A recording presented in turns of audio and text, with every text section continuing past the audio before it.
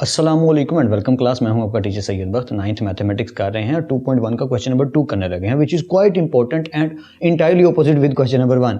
अगर question number 1 नहीं देखा तो प्लेलिस्ट डिस्क्रिप्शन बॉक्स में आपको मिल जाएगी 9th मैथमेटिक्स फुल बुक और सारे चैप्टर और एक्सरसाइजेस की भी। तो बेटर यही है कि आप सीक्वेंस में वीडियोज़ को देखें ताकि कोई क्वेश्चन मिस ना हो जाए।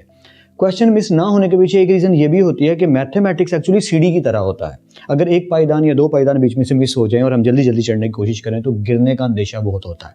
तो बेटर यही है कि मैथमेटिक्स को सीक्वेंस में सीखा जाए ताकि गलती की भी गुंजाइश ना रहे और हम सीखें भी अच्छा।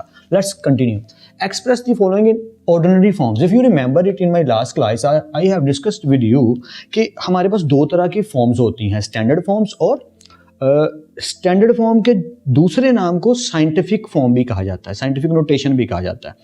Ordinary form, ordinary notation standard form को ही कहा जाता है। जैसे आप जिंदगी में आमतौर पर एक वर्ड लिख देते हैं 26, तो अगर कहीं लिखा हो, मान लीजिए कि मैं ये कह दूं कि 26000000, आप कहेंगे सर ये कितनी लंबी वैल्यू मैंने लिख दी कि 5 0 डाल दिए। तो मैं अगर इसको ऐसे लिख दूं 2.6 मल्टीप्लाई 10 की पावर 1 2 3 4 5 6, इसका मतलब 10 की पावर 6 है। अगर मैं इसको मल्टीप्लाई करता हूं तो यही आंसर आएगा। ये चीज हम सीख चुके हैं। तो इस प्रोसेस को कहते थे साइंटिफिक नोटेशन में लिखना। आज इसके ऑपोजिट चलना है। आज क्वेश्चंस की शक्ल आपको कुछ यूं दिख रही होगी, जरा गौर से देखिए। और आज हमने इनको ये बनाना है। तो हम तो जीनियस हैं, हमें पता है कि अगर राइट साइड से पावर मूव करती है तो पॉजिटिव वैल्यू आती है और अगर पावर नेगेटिव है तो 0.0 की तरफ वैल्यू जाती है, यानी 1 से छोटी वैल्यू होनी शुरू हो जाती है।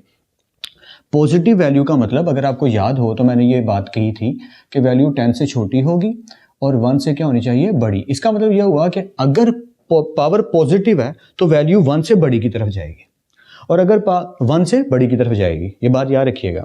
और अगर वैल्यू पावर माइनस में है तो पॉइंट की तरफ जाएगी, यानी 0 की तरफ जाएगी वैल्यू।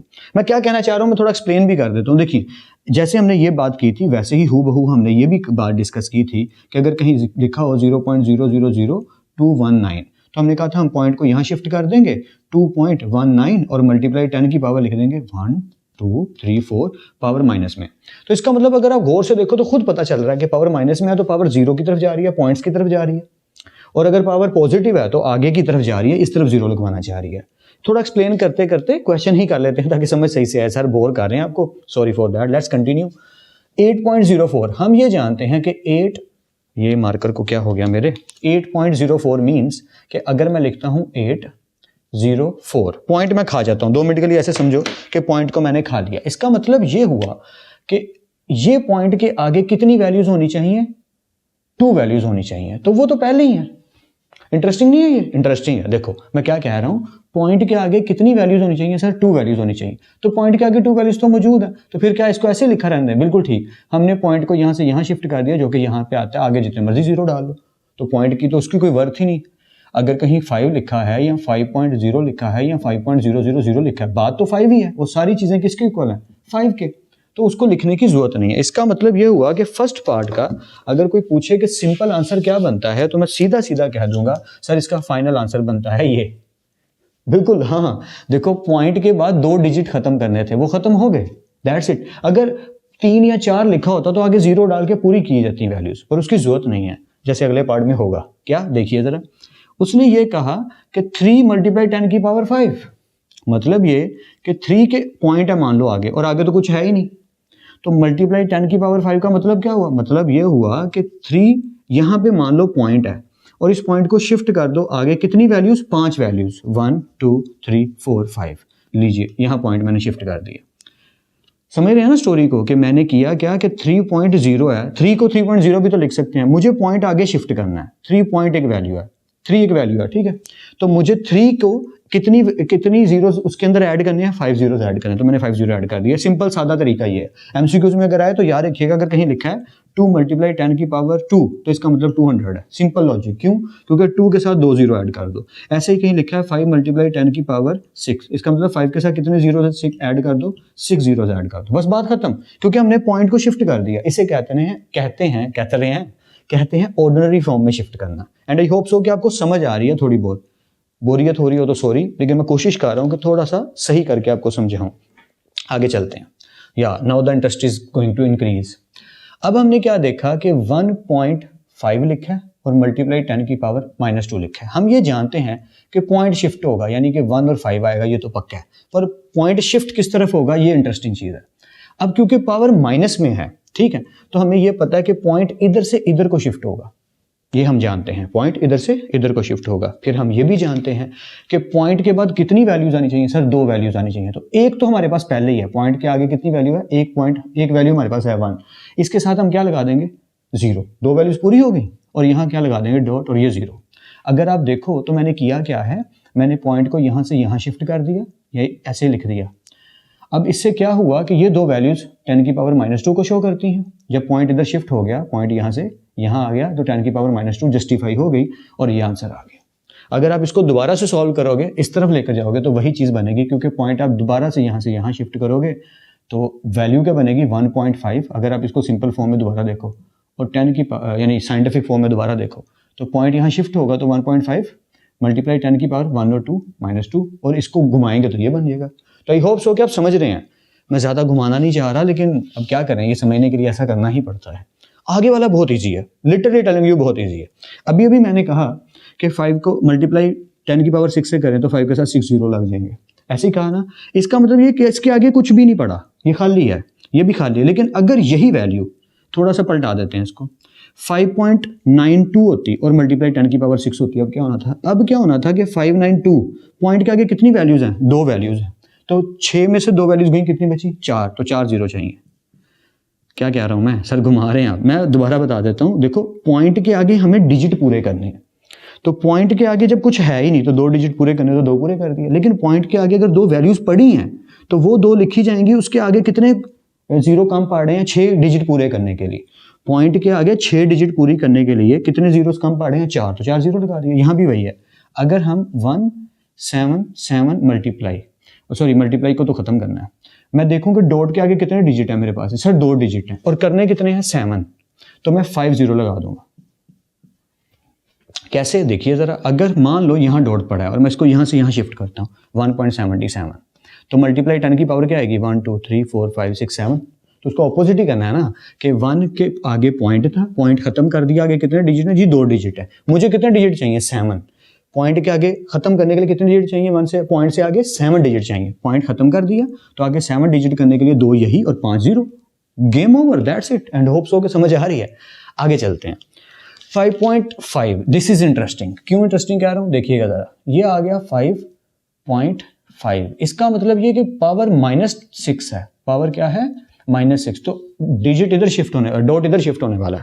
तो मैं वैल्यूज को पूरा करने की कोशिश में क्या करता हूं, पहले तो इसको सिंपल 55 लिखता हूं, और अब मैं वैल्यूज को पूरा करने की जद्दोजहद में लग जाता हूं। कितनी वैल्यू चाहिए जी 6 चाहिए, डॉट यहां से मूव कर रहा है 1 2 3 4 5 6 dot 0, that's it, game over. हमने याद ही ऐसे रखना है कि हमने डिजिट पूरे करने हैं, डॉट से डॉट के बीच के डिजिट पूरे करने हैं। तो डॉट कहां था जी, यहां था, इससे इधर मुझे कितनी वैल्यू चाहिए 6, 1 2 3 4 5 6 डॉट 0, खत्म, बात खत्म, गेम ओवर।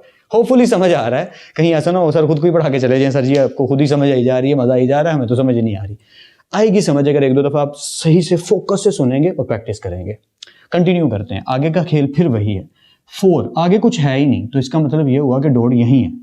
अब इस डॉट को मूव करना है, मान लो कि ये 4 लिखा, मल्टीप्लाई 10 की पावर -5। मैं इस एरिया को थोड़ा सा इरेज कर दूं ताकि आपको नीट थोड़ा सा लगे। मैथमेटिशियन वैसे ही बोर्ड को गंदा कर देते हैं। या तो ये 4 आ गया। अब क्योंकि माइनस में है पावर, तो डॉट इधर से शिफ्ट होगा इस तरफ। तो कितनी वैल्यूज पूरी करनी जी, 5 वैल्यूज पूरी करनी है। यहां से जी, यहां से 1 2 3 4 5 dot 0, that's it, game over. इतना सा काम था। समझने के लिए बात सिर्फ इतनी है कि अगर आपको मेथड समझ आता है तो क्वेश्चन तो आप चुटकियों में कर लेंगे, क्योंकि हम लोग जीनियस हैं, लाइक हैं, बस फर्क प्रैक्टिस का है। जब आप क्लास में देखते हैं कि एक स्टूडेंट फर्स्ट आ रहा है, सारे टेस्ट में ज़्यादा मार्क्स ले रहा है, एक स्टूडेंट थोड़ा वीक है, कमज़ोर है, मार्क्स नहीं ले पा रहा, कोशिश वो भी बहुत कर रहा है पर मार्क्स नहीं आ रहे, 2 बातें हो सकती हैं। एक तो सच में ये होता है कि कुछ लोग स्किलफुल थोड़े से नेचुरली ज़्यादा होते हैं, पैदाइशी तौर पे, कुदरती तौर पे कुछ लोग ज़्यादा जल्दी गेट कर लेते हैं, चीज़ों को समझ लेते हैं, सीख लेते हैं, जिन्हें हमारे यहाँ लाइक कहा जाता है, जीनियस कहा जाता है। दूसरे हमारी तरह के रनर अप्स होते हैं जो कोशिश करते हैं, दूसरे हम जैसे रनर अप्स होते हैं जो कोशिश करते हैं, जान लगाते हैं, जद्दोजहद करते हैं, प्रैक्टिस करते हैं उनके लेवल पे आने की। तो 2 बातें समझ लीजिए, एक तो ये कि कुछ लोग जो जीनियस हैं उन्हें थोड़ी सी कोशिश करनी पड़ेगी और वो 100 पॉइंट अचीव कर जाएंगे। हम जो लोग हैं हमें पहले उनके लेवल तक जितने वो लायक हैं वहां तक पहुंचने के लिए मेहनत करनी पड़ेगी, और फिर जितना वो मार्क्स गेन कर पा रहे हैं उस तक पहुंचने के लिए थोड़ी और ज्यादा मेहनत करनी पड़ेगी। यानी अगर एक लाइक स्टूडेंट 2 घंटे पढ़ रहा है और मैं थोड़ा मीडियोकर सा हल्का सा नालायक सा स्टूडेंट हूं, तो मुझे 4 घंटे पढ़ना पड़ेगा, 5 घंटे पढ़ना पड़ेगा। तो इस चीज से कबूतर नहीं बनना कि आंखें बंद कर ली कि बिल्ली मुझे नहीं देख रही, कोई बात नहीं, इट्स ओके, वो लायक है मैं नालायक हूं कह के जान नहीं छुड़ानी। हमने उसका बीड़ा उठाना है, इस चैलेंज को टेक करना है कि ठीक है ओके, मैं बेशक थोड़ा कम लायक हूं, मेरा ब्रेन थोड़ा सा स्लो है, मैं उसकी तरह फास्ट लर्नर नहीं हूं, लेकिन मैं अपनी प्रैक्टिस से और अपनी मेहनत से उसको क्रॉस करने की कोशिश कर सकता हूं, बल्कि करके ही दिखाऊंगा। और कर सकते हैं स्टूडेंट्स, मैंने बहुत से स्टूडेंट्स को देखा है लोग ऐसा कर जाते हैं।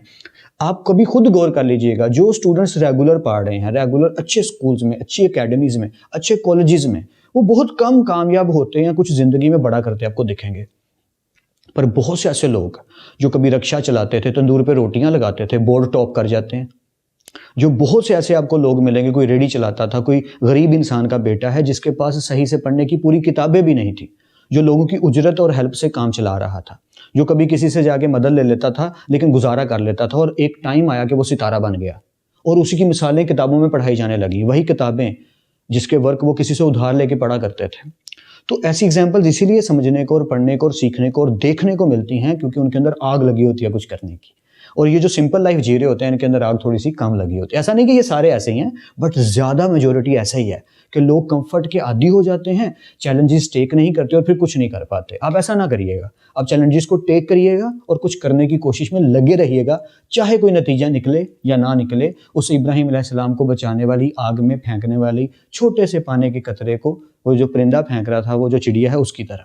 उस चिड़िया ने क्या कहा था जब परिंदों ने कहा कि नमरूद ने इतना बड़ा आग का लाव जला दिया है, तुम्हारा पानी का छोटा सा डॉट क्या उखाड़ लेगा। वो तो खुद पीछे भाग रहे हैं कि कहीं इब्राहिम अलैहिस्सलाम को फेंकने गए तो हम भी बीच में ना कूद के मर जाएं, हम भी कहीं आग हमें ना लपेट में ले ले, इतना लाव बड़ा हो गया।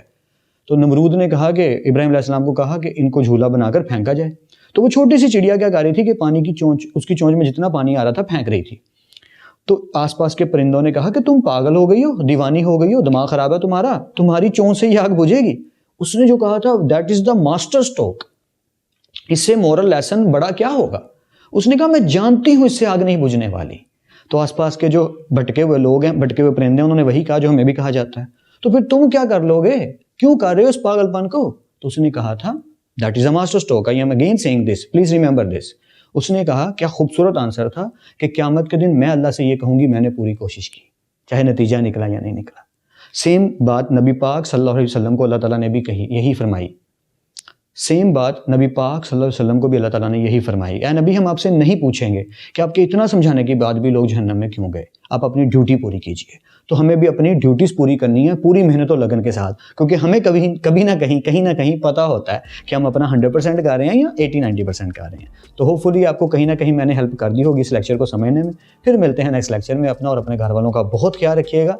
खुदा आप सबको बेहद खुश रखे, बहुत कामयाब करे। खूब मेहनत करते रहिए लेकिन स्मार्ट वर्क के साथ। अल्लाह हाफिज़ क्लास।